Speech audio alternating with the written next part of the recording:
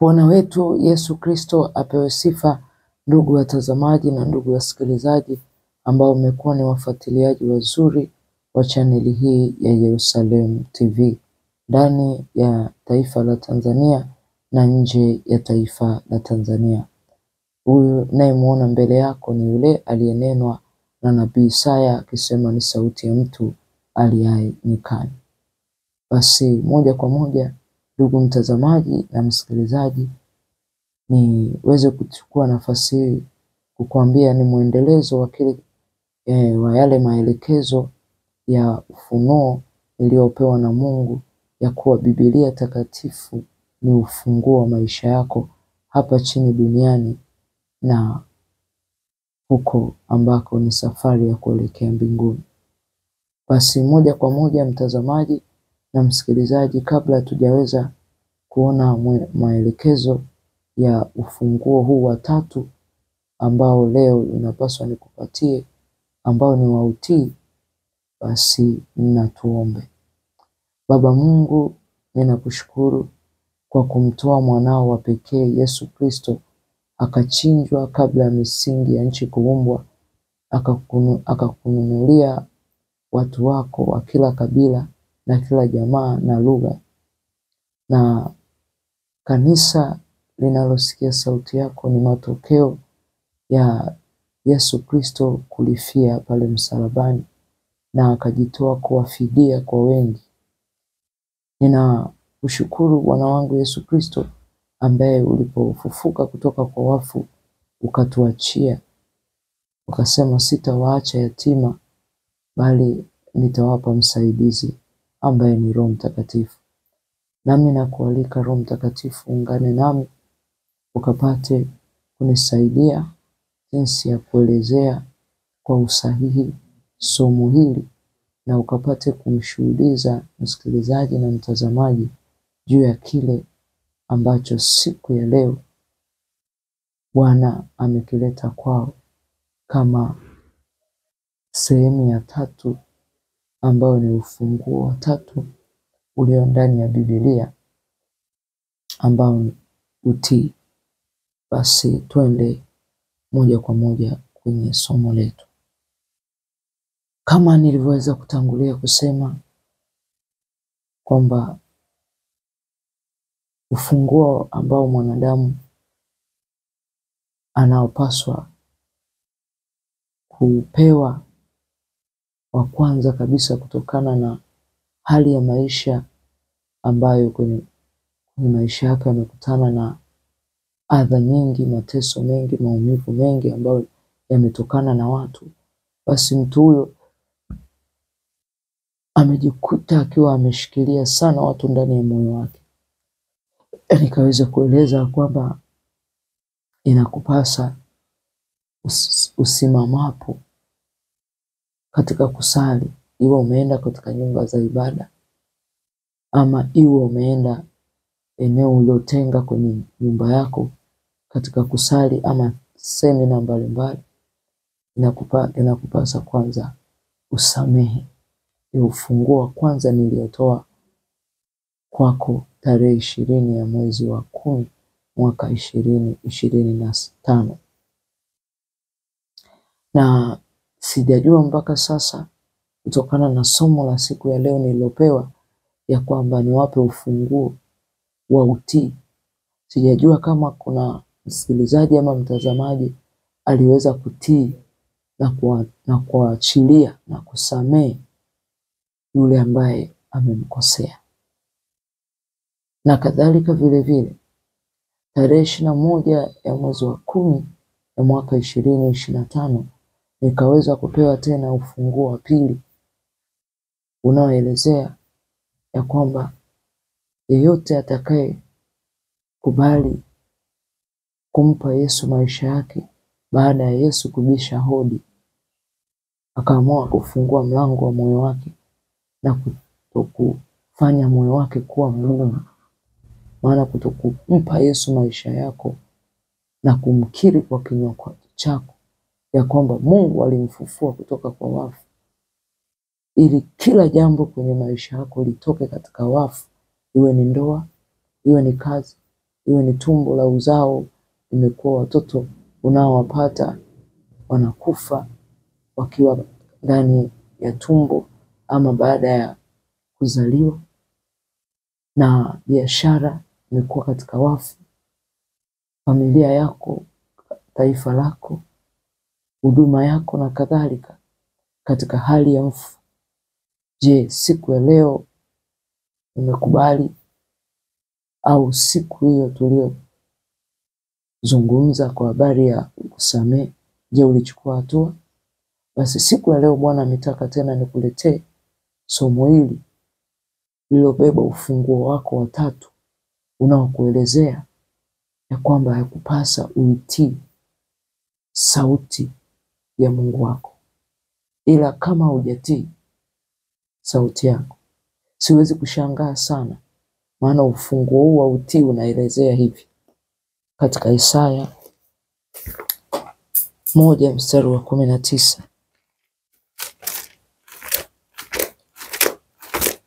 Isaya 1:19 unasema hivi. Samahani, kumradhi, ni tulipoeleza ni Yohana 10:27. Ni Yohana 10:27 unaokutaka utii, upokee ufunguo huu wa kutii, na utakapotii utaona mema ya nchi ambayo baadhi ya watu ambao waliweza kutii sauti ya Mungu ni akiwemo Ibrahimu, na aliweza kuyaona matokeo mazuri kwenye maisha yake. Ni Yohana 10:27 unaeleza kwamba kondoo wangu waisikia sauti yangu, nami nawajua.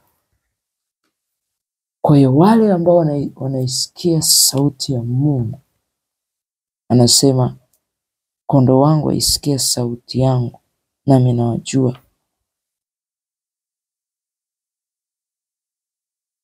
Kwa hiyo moja ya utii, moja ya kondoo ambao wanaisikia sauti ya Mungu ni wale wanaotii kile wanachoambiwa, na Mungu anasema anawajua. Kwa ikiwa wewe ni mmojawapo wa watu uliotii kwa kusamehe, wewe ni kondoo wa Bwana unayesikia sauti ya Mungu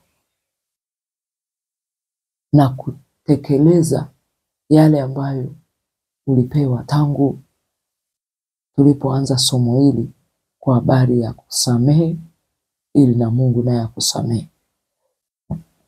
Na ufunguo mwingine tena ambao tulipeana ni ule ambao unapatikana katika kitabu cha Ufunuo wa Yohana. Tukaelezea namna ambavyo Bwana Mungu anabisha hodi, na mtu atakapokubali kufungua mlango wa moyo wake. Nitaka kusema kwamba ikiwa tulipofundisha somo hili umeamua kufungua mlango wa moyo wako, ina maana wewe ni mmoja wa kondoo ambao Bwana anawajua, na umemfuata Mungu. Umfuata kwa namna gani? Kile ambacho tulielezea kwa habari ya yeyote atakayekubali kufungua mlango wa moyo wake na kumpokea Yesu kuwa Bwana na Mwokozi wa maisha yake, na kuitii sauti yake kwa kuamua kumkiri Yesu kwa kinywa chake na kuamini moyoni mwake ya kwamba Mungu alimfufua kutoka kwa wafu, mtu huyo ataokoka. Kwa hiyo ikiwa unataka kuitwa kondoo wa Mungu na hautii au ufuati unachoelezwa, kwamba ikiwa mahali hapa naweza pia nikakuongoza sala ya toba na kukukirisha kumpokea Yesu kuwa Bwana na Mwokozi wa maisha yako. Ukikubali pia kutii kwa kuifuata sauti ya Mungu kupitia kinywa hichi moja kwa moja, kuna vitu vingi kwenye maisha yako vitaokolewa. Iwe ni ndoa iko katika hali ya kufa, itaokolewa. Iwe ni biashara, iwe ni kazi, iwe ni familia yako, iwe ni nchi yako, itaokolewa. Na ukiwa unaamini ya kwamba neno hili limekuja kama neno la kinabii kwako, itii sauti hii kwa kunifuatisha, na baada ya hapa utaona matokeo. Lakini ikiwa si mtiifu, huwezi kuwa ni kondoo wa Bwana. Ikiwa huwezi kufuatia yale ambayo tumefundisha tangu tumeanza masomo kadha wa kadha, hata kabla hili la funguo, basi wewe sio mfuasi wa Yesu Kristo na sio kondoo ambaye Bwana anasema anakujua.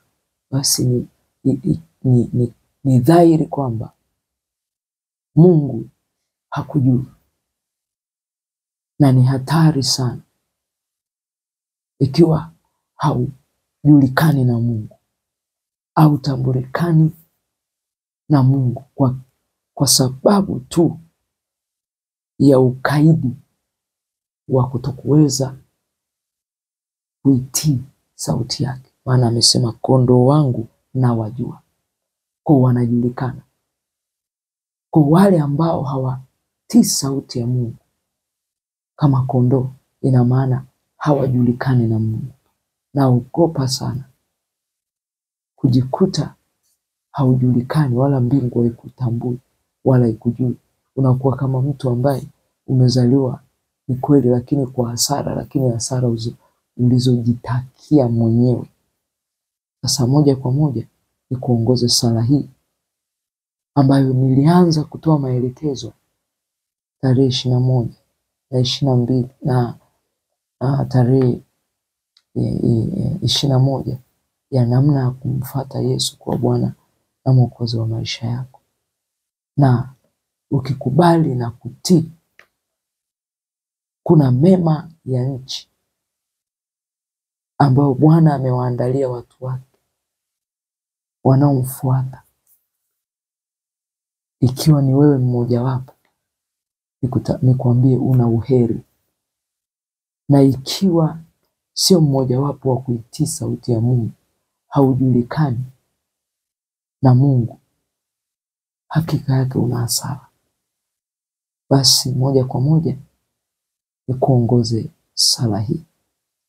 Sema: Baba, katika jina la Yesu, mimi mwanao fulani ninakuja mbele zako nikitubu dhambi zangu nilizokukosea katika kunena na katika kutenda, hata katika kufikiri ambayo yaliyo nje ya maagizo yako, hata katika hali ya kukaa na kutafakari hekaluni mwako, na nikajikuta ninatafakari na kuwaza maisha ya watu wengine, nikikaa vibarazani pa wenye mzaha, nikiketi katika mambo yasiyofaa na kutoa mashauri ya udanganyifu. Unamwambia Bwana Yesu, ninaomba unisamehe. Na popote pale kwenye maisha yangu ambapo nimeshindwa kabisa kuwasamehe na kuwaachilia walioniudhi, ikiwa ni baba ama mama ama kaka ama dada ama jirani ama mtu yoyote ambaye kwenye maisha yako alikuja kama rafiki, lakini mwishowe akageuka akawa adui. Na kwa kupitia hayo yote ambayo rafiki huyo aliyokutenda, imefika wakati umekata tamaa, umevunjishwa moyo, kila anayekuja kwako kuanza urafiki, unafika wakati unaona kwamba Bwana, imetosha, siwezi tena kuwa na urafiki na watu. Mwambie Bwana, ninaomba unipe kuwasamehe. Ninaomba nguvu ya Mungu iingie ndani yako mtazamaji, ili ukapate kuachilia. Kwa maana ikiwa Bwana wetu Yesu Kristo si mwepesi wa hasira, bali mwingi wa rehema, na tukimwambia Mungu tusamehe, Mungu achilia rehema, nawe yakupasa umwambie Mungu, ninaomba nipate kuachilia wote ambao wameutesa moyo wangu, ambao wamenifanya niweze kupoteza nafasi mbalimbali mbele zako na mbele za watu ambao Bwana uliwaleta kwenye maisha yangu kunisaidia, kwa sababu ya kujikuta nimefunga mlango wa kuwaachilia kutoka ndani ya moyo wangu. Ninaomba Bwana, kupitia maongozo haya ulionipatia siku ya leo, moyo wangu upate kuwa mweupe, maana maandiko yananena ya kwamba heri wenye moyo safi, kwa maana hao watamuona Mungu. Ukapate kumuona Mungu kwa kuwaondoa wote walio ndani ya moyo wako. Ikiwa umefuata sala hii, na ikiwa utaifuata kutokana na somo hili, nikwambie utakuwa moja ya kondoo ambao Bwana anawajua, na unajulikana na Mungu na mbingu inakutambua. Na moja kwa moja hautajulikana tu na Mungu, wapo watu ambao Mungu atakutambulisha kwao, ili ujulikane. Jina lako, CV yako, unaenda kuomba kazi, jina lako lipate kupendekezwa kwenye kazi, jina lako lipate kujulikana katika mataifa. Nikiamini kabisa wewe ambaye umepokea ufunguo huu wa kutii na kufuata sala hii, utakuwa mmoja wapo ya wale ambao wanaisikia sauti ya Mungu na kufuata yale walioelekezwa kwa habari ya kuachilia, na ukakubali kuachilia. Na nikuongoze tena wewe ambaye mpaka siku ya leo bado hujatii sauti ya Mungu na kukubali kumkiri Yesu kwa kinywa chako na kuamini kwamba moyoni mwako ya kwamba Mungu alimfufua kutoka kwa wafu. Kitendo cha kutokuamini kwako kinapelekea mambo mengi kwenye maisha yako kukaa katika hali ya kufa. Kwa maana ukiamini Yesu Kristo alifufuliwa kutoka kwa wafu na yu hai leo, kila kitu chako kitakuwa hai kwa yeye. Ndoa yako, tumbo lako la uzazi, kazi yako, biashara yako, mifugo yako, afya yako inayosumbuka na magonjwa ya kansa, presha, ukimwi, kifua kikuu, malaria, moja kwa moja utaondokana na hali ya kujikuta huko katika hali ya kupoteza maisha, na kila kitu kwenye maisha yako kitaokolewa. Kwa maana neno la Mungu linasema katika kifungu hichi cha sheria, kama sehemu ya ufunguo pia kukufungua, katika Zaburi 119 na ule mstari wa 9 na kuendelea, anasema jinsi gani kijana aisafisha njia yake kwa kutii, akilifuata neno lako. Kwa moyo wangu wote nimekutafuta, usiniache nipotee mbali na maagizo yako. Ikiwa unasema Mungu, moyoni mwangu nimekutafuta, na ukimwambia Mungu usiniache nipotee mbali na maagizo yako, basi ni vizuri ufuate maagizo haya. Na maagizo haya ni moja ya kumkiri Yesu kwa kinywa chako. Ni moja ya maagizo ya Mungu.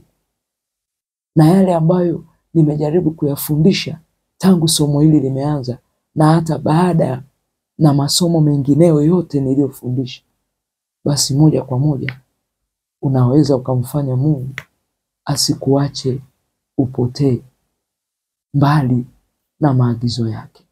Kwa mtu yoyote ambaye hajamfuata Yesu, hajamkiri Yesu kwa kinywa chake ili aendelee kupata funguo ambazo ni maagizo yake, ina maana mtu huyo anapotea. Anapotea. Ndoa yake inaweza kupotea, biashara yako inaweza kupotea, uzao wa tumbo lako unaopata kila wakati unasikia mimba zimeharibika inaweza kupotea, kazi ulioipata inaweza kupotea. Kwa hiyo sema leo, Bwana Yesu, mimi fulani leo ninakukiri kwa kinywa changu kwamba wewe Bwana wangu Yesu Kristo uwe Bwana na Mwokozi binafsi. Narudia tena, useme uwe Bwana na Mwokozi binafsi wa maisha yangu. Ninaomba ufute jina langu katika kitabu cha hukumu. Naomba uliandike jina langu katika kitabu cha uzima wa milele. Nikisimama katika kifungu hichi Bwana Yesu cha Warumi 10:9, mtu akimkiri Yesu Kristo kwa kinywa chake na kuamini moyoni mwake ya kwamba Mungu alimfufua kutoka kwa wafu, ataokoka. Na wewe sema, Bwana Yesu, ninakukiri kwa kinywa changu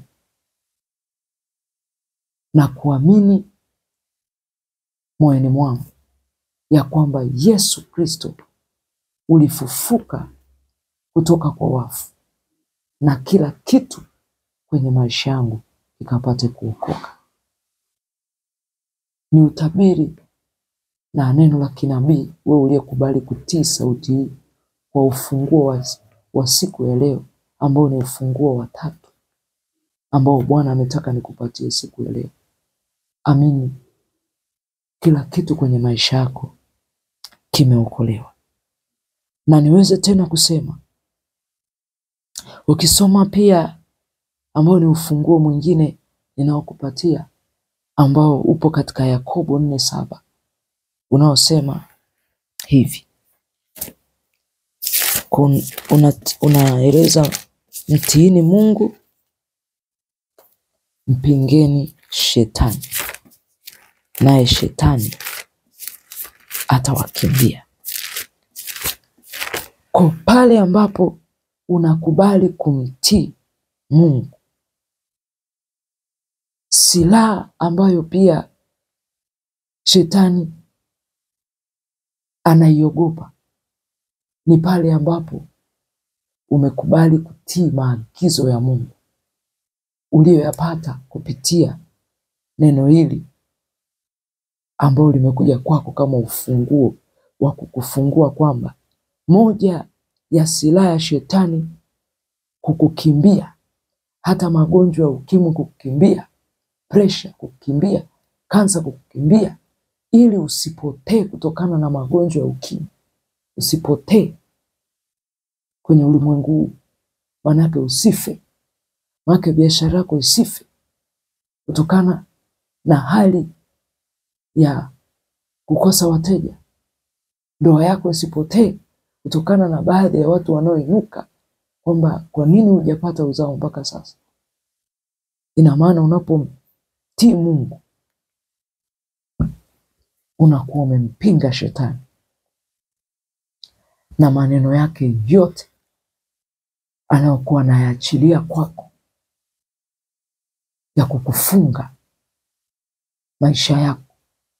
Ina maana moja kwa moja unapotii, kuna vitu vingi pia vinafunguka ambavyo shetani alikufunga maisha yako kwa sababu ya kukosa ufunguo huu wa kutii. Kwa tii sauti ya Mungu hivi leo.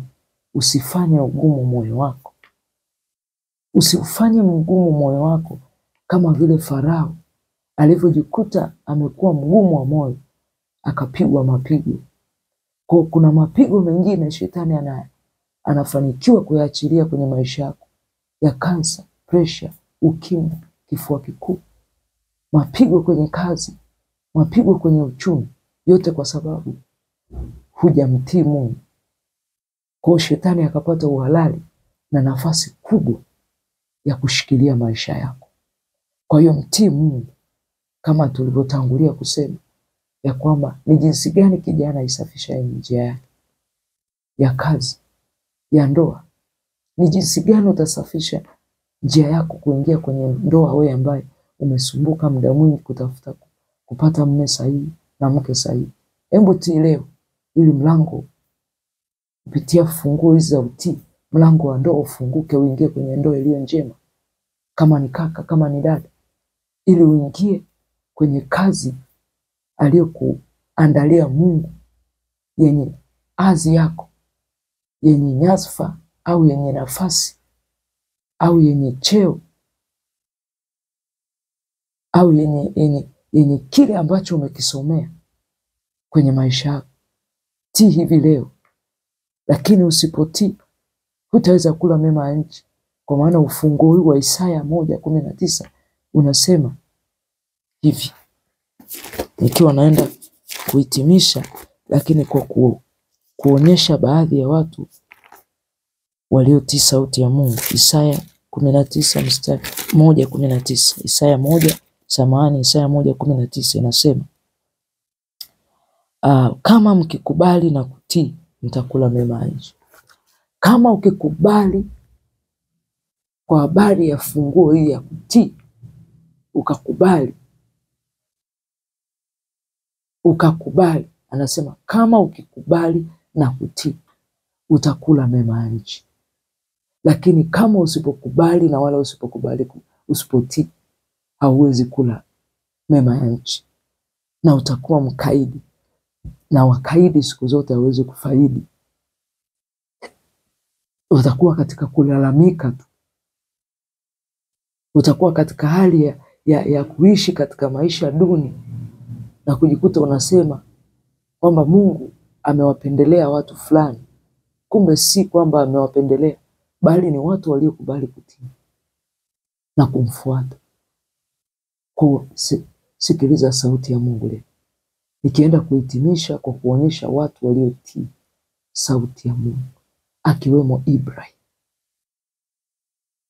Ibrahim alitii sauti ya Mungu kwa kuambiwa toka. Alisikia maagizo ya Mungu.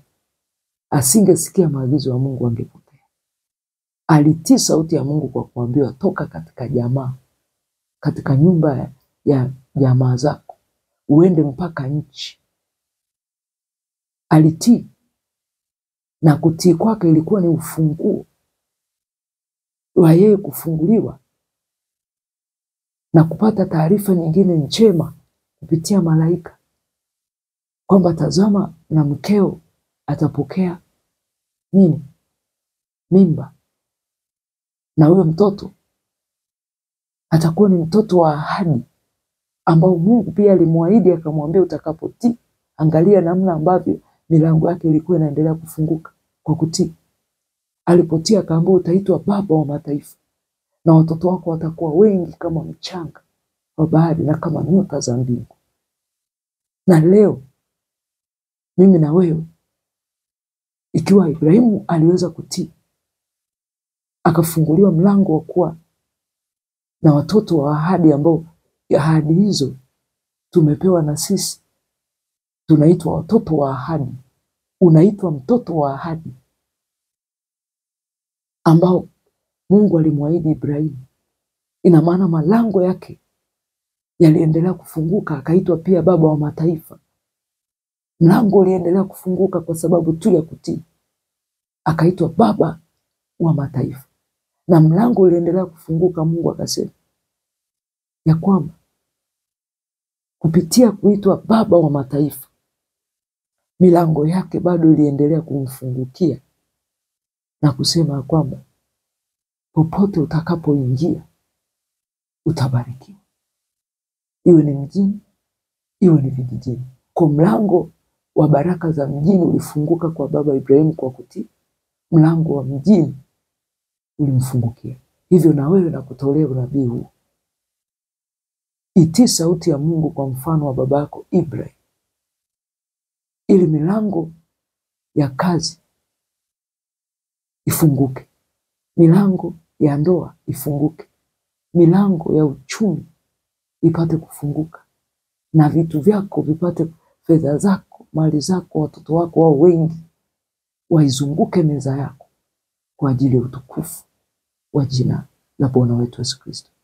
Nikiwa nahitimisha kwa mama mwingine ambaye naye alikuwa mtii. Nimetoa baba, sasa namuelezea mama mmoja, mwanamke mmoja mjane, mwenyeji wa Sidoni, mwanamke wa Sarepta. Aliweza kuitii sauti ya Mungu kwa kupitia mtumishi wake Elia Mtishibi, mwenyeji wa Gileadi. Na alipotii kwa kumwambia ninaomba maji, akampelekea, akampa maji. Na kadhalika akamwambia una nini nyumbani kwako? Akamwambia nimebakiwa tu na mafuta kidogo na unga kidogo, nijipikie nafsi yangu mimi na mwanangu, tukale tukafe. Na nimezungumza sana majira ya nyakati hizi.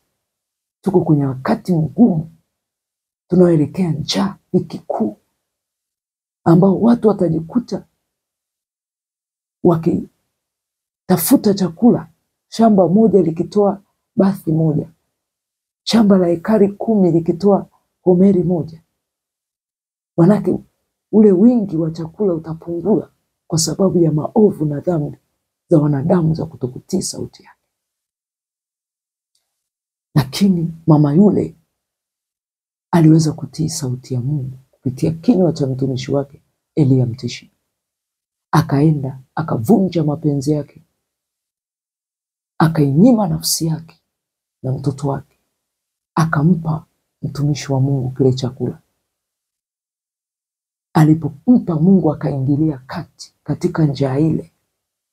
Mbingu ikaamua madirisha ya mbinguni yafunguke kwa ule mama, kwa sababu alipokea ule ufunguo, ukamfungua, akatii, akafanya mbingu zikafunguka, madirisha ya mbinguni akamfungukia, akapata chakula, mafuta, mpaka njaa ilipotokomea, yeye pamoja na mtumishi Elia Mtishibi hawakufa kwa njaa, kwa sababu wengine walijikuta wamekufa kwa njaa.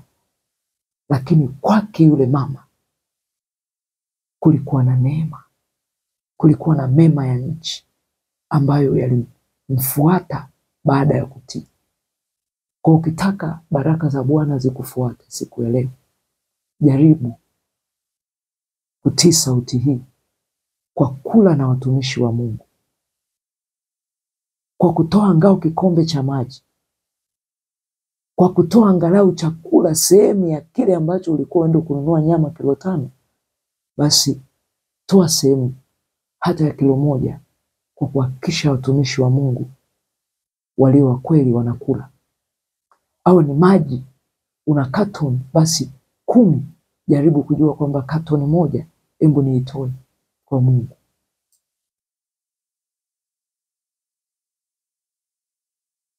Kwa hiyo utake kujua hivyo, na uelewe kabisa kwamba alipokubali kutii sauti ya Mungu, malango ya chombo chake cha mafuta na cha kukandia unga hakuwahi kupungua.